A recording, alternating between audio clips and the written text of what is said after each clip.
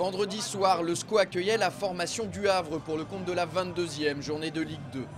Malgré des conditions climatiques exécrables comme vous pouvez le voir sur ces images et une pelouse toujours indigne des exigences du haut niveau, quelques 4500 supporters angevins étaient présents au stade Jean-Bouin.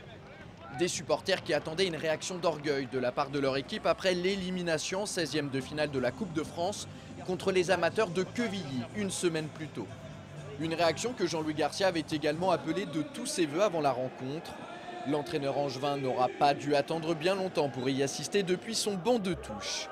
12 minutes exactement et cette superbe ouverture de Gaëtan Charbonnier vers Charles Diers après avoir éliminé 2 adversaires dans un tout petit périmètre. Le milieu de terrain angevin se présente alors seul face au portier normand qui remporte presque trop facilement son duel, comme s'il avait tout deviné des intentions de l'ancien Clermontois. Charles Diers peut donc s'en vouloir. Et pour cause, sa conduite de balle l'oblige à tirer du pied gauche, lui qui est pourtant droitier. Une frappe enroulée aurait certainement été plus appropriée sur ce coup-là. On passe directement à la seconde mi-temps.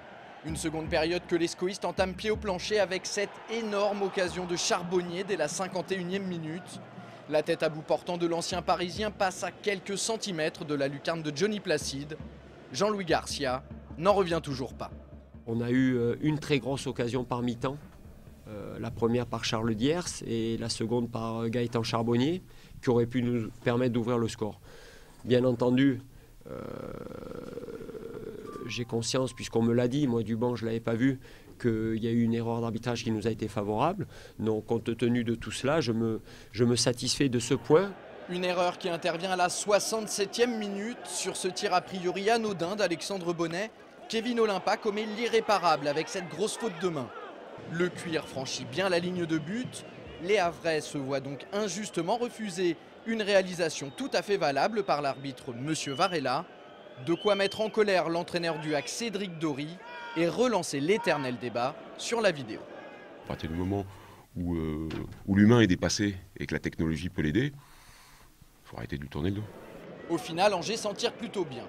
Après 22 journées et un match en retard, le SCO pointe à la 12e place du classement avec 27 points.